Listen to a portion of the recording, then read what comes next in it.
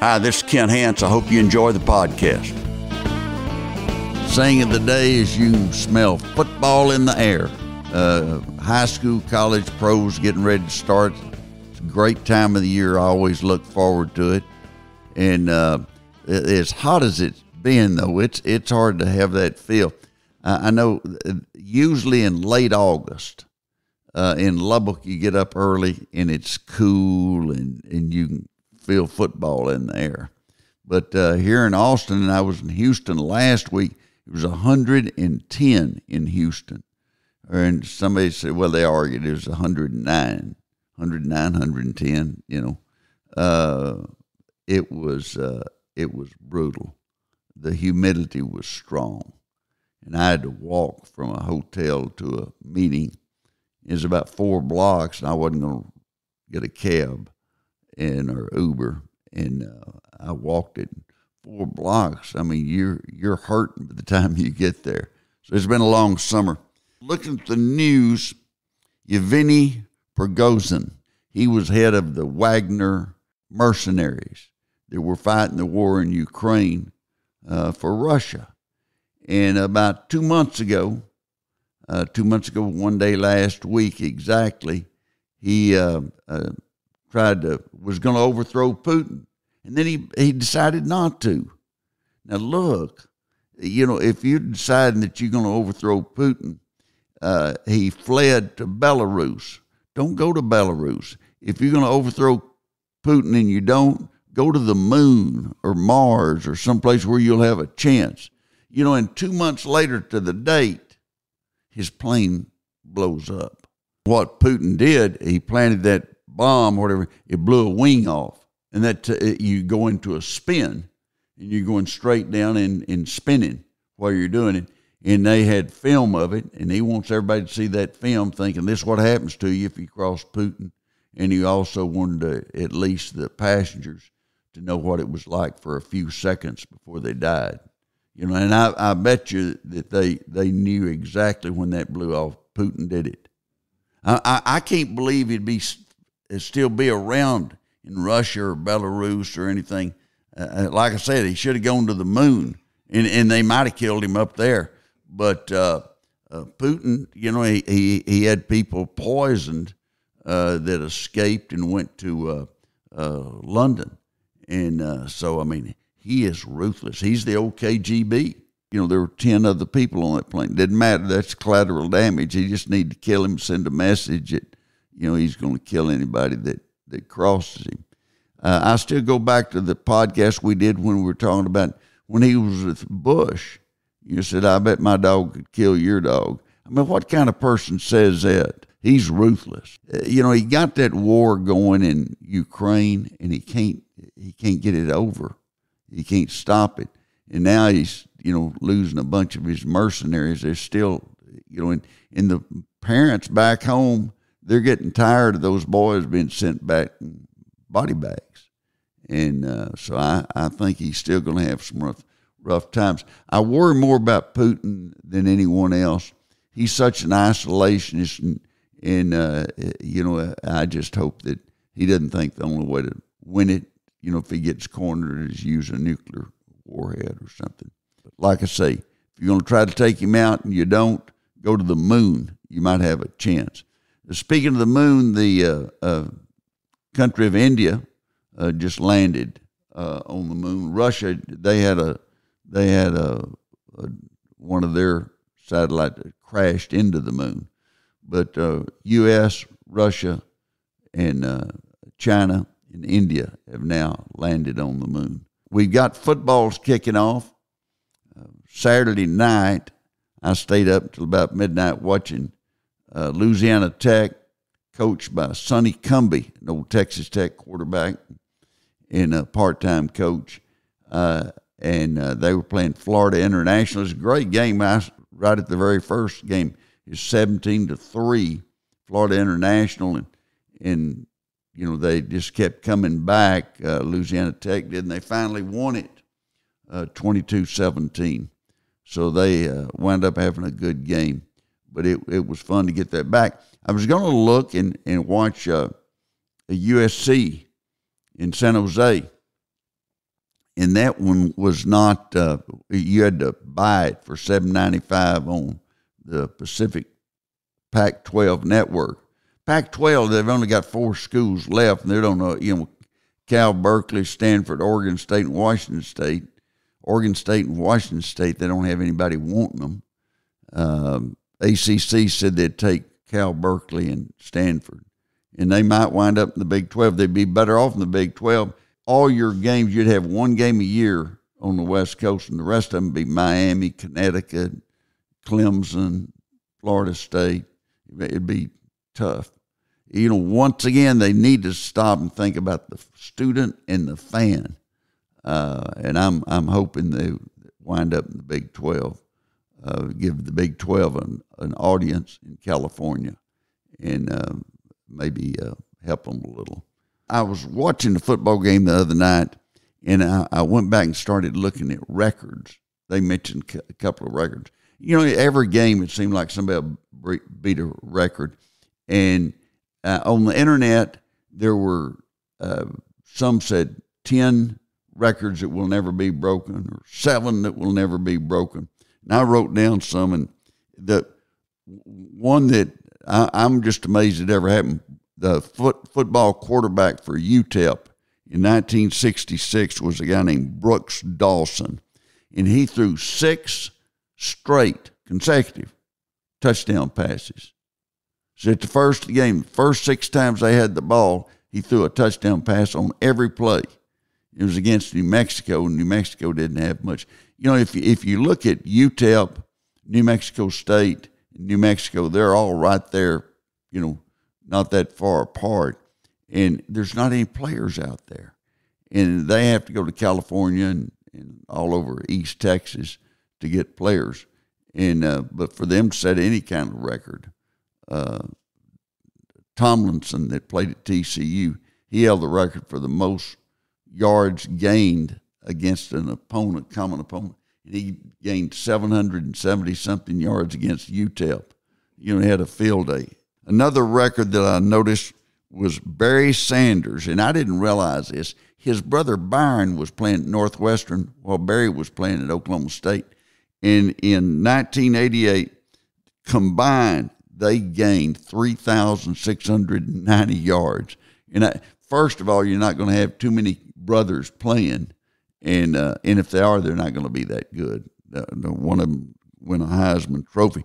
When Barry Sanders won the Heisman Trophy, he had 4 games that year that he gained over 300 yards.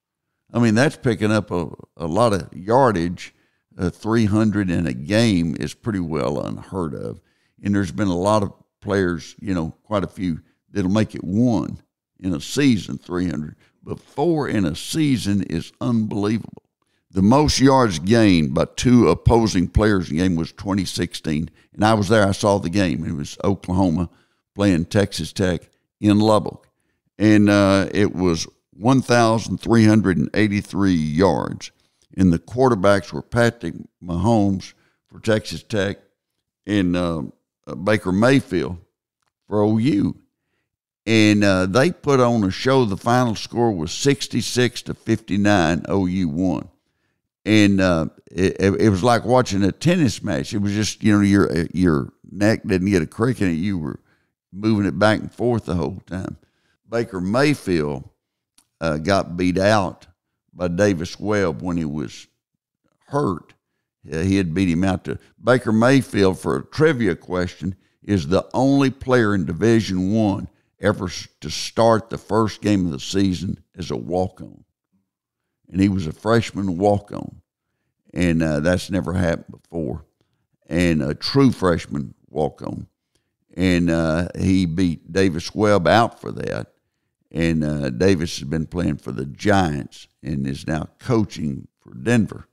And but he beat him out, and then Davis, when Baker Mayfield got hurt, he came in and won his position back. And then a couple years later, a player named Patrick Mahomes showed up on the field and beat him out. So it was a lot of competition with Cliff Kingsbury being the quarterback coach and the head coach. Another record that will not be broken is 36 consecutive passes that were completed. 36 in a row that they caught. Usually somebody will drop a pass. You'll have something, but that was by Dominique in East Carolina in 2010. And that, the opposite, you go back at West Virginia in 1948, threw 18 passes in the game against Temple, and none of them were complete. They were 0 of 18, did not complete a pass. And, of course, they didn't throw that much during that time, but 18. Law of averages, somebody should have caught one after 18, but they didn't. Coach Darrell Royal said, three things happen. You throw a ball, and two of them are bad. It can be intercepted or it can be dropped. Those are the two bad ones. The good one, it can be completed. And Darrell Royal, he had a mindset of keeping the ball, keeping your defense off the field, keeping them fresh, and that way when the other side got the ball, your guys would be fresh on defense and would be able to corral them. And he believed in just chewing up the clock. And they used to say 3 yards in a cloud of dust. Well, his was, it changed about that time. Is 3 yards and a little astroturf being torn. Yeah, another one that won't be broken. I can't believe this one was ever allowed to stand. There was a player named Denard Robinson who played for Michigan in 2012, and he holds the record for the most interceptions in a row. He had 4. He get in there, he throws it, intercepted. They finally get the ball back, throws it, intercepted. Get the ball back, throws it, intercepted. Most of the time, if a player's thrown 3 interceptions in a row, the coach is going to pull him. He's going to be sitting on the bench. And he didn't go on and set some other record. I mean, that was for Michigan. They usually don't have good records. They don't have one like that. Most fumbles in a game's 27. And 27 fumbles in a game. And it was during a rainstorm, and was 1969. Wichita State fumbled 17 times, and Florida State fumbled 10. But 27 fumbles in a game is unbelievable. One record that will not be broken was Texas Tech, and it's not because it's my school. This is one that is just hard to believe, and I've mentioned it once before on one of the podcasts, and that is most punts in a game of the two teams, 77. Tech punted 39 times. In Centenary, which was Division I back in the 30s, they punted 38. So Texas Tech punted 39 times, and Centenary punted 38. And there were like 40 of the punts total were on first down. And a hurricane had come in and turned into, as it got in land, turned into a tropical depression. And they got over 2.5 inches during the game. And they were kicking on first down. Out of the 77 punts, 42 were returned, 19 went out of bounds, 10 were down, 1 was a touchback. They only had 1 out of 77 went into the end zone. Tells you, what, and 4 were blocked. And there was 1 fair catch, and the guy did catch it. 67 times on first down the teams punted. This is not a record as much as a statement. In 1996, Auburn was playing LSU at Auburn, and both teams were rated, and it was a sellout, almost 80,000 people, and they have big sellouts at Auburn. In the field house, which was right outside the stadium, caught on fire in the first half, and the flames were 40 and 50 feet in the air, and nobody left the stadium. They stayed there and watched the game, and the wind was blowing away from them, so the smoke did not come into the game. But you talking about hardcore fans, part of the stadium, the field house part, caught on fire, and they just stayed. And that's one that where you say that those Auburn fans were hardcore, and that they were going to wait it out. And the fire department got there, and they had 40 and 50-foot flames and everything. And Auburn didn't have a place to go, at halftime. So they roped off a little area of the field and let them have their halftime down there, and hope that no one could listen in that well. Arkansas, University of Arkansas, holds the record, and there's two of them. They're tied for the most overtime. You can't do that now. They've got it where it's cut down. But they played Ole Miss in a overtime. It lasted 7 overtimes. That's equivalent, at least another half. And then later they played Kentucky in 7 overtimes, and that was quite a game. It just goes on and on. And I know a few years ago, I think A&M played in 4 or 5 overtimes against Florida, and were able to pull it out. Any hardcore Aggies listening, they'll correct me if I'm wrong on that. One of the records that's really can't be broken because it was a breaking of the rules was the 1954 Cotton Bowl. And Rice was playing Alabama, and Rice beat them 28-6. That's how much things have changed in football. And that Dickie Magle, who was the All-American running back for Rice, broke loose from the 5-yard line, was going to go on a 95-yard run, and he got to the opposite 42, and Tommy Lewis came off the bench from Alabama and tackled him. And the referees huddled and tried to figure out what to do, and they gave him the touchdown, which they should have. And Tommy Lewis was a pretty good player, but to this day, if you mention his name to any Alabama fans or anything, they remember, he was a guy that got caught up in the game and didn't even have his helmet on, goes out and tackles him, and he just got carried away. And that was one of the most unusual things that ever happened. I was reading some statistics that came out this week. It said the people that are more likely to date someone at the office than anyone else are HR people. Well, they're supposed to be making sure that doesn't go on. And but it does go on. They have certain rules, but a lot of companies, they do not allow you to date someone at the office. But the survey showed that HR people do it more often than anyone else. I guess they figure they can get by with it. They're head of HR. Gentleman by the name of James Ricks Jr. Is 41 years of age, lives in Florida, and he got a DWI or DUI, whatever they call it down there, driving under the influence, or driving, while intoxicated. And he took the breathalyzer test, and 0.08 is drunk. And he scored 2.4. He was 3 times drunk. The great thing is in the mug shot, and he had on a T-shirt that said, "I'm the reason the beer is always gone." If you're going to wear a shirt like that, don't be drinking or something. I mean, you think they're not going to have him take a breathalyzer test the minute they see that?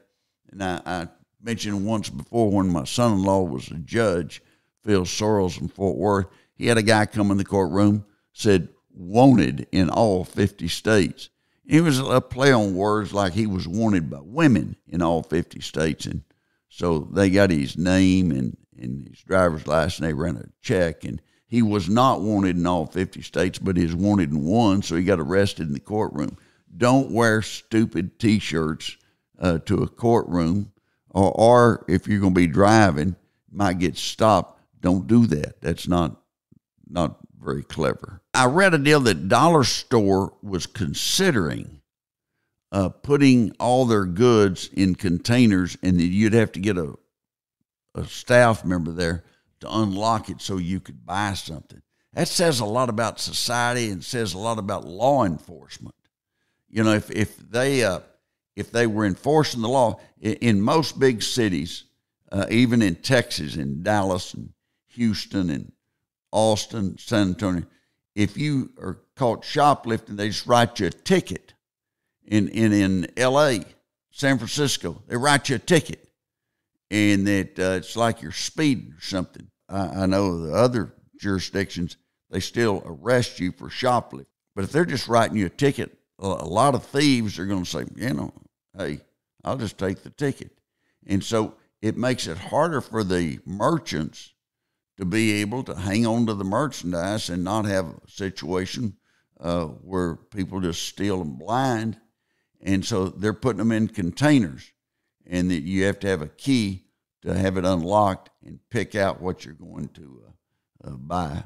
It just says a lot about society that we're having to do that. Saying of the day, football is about to start. Everybody have a good time.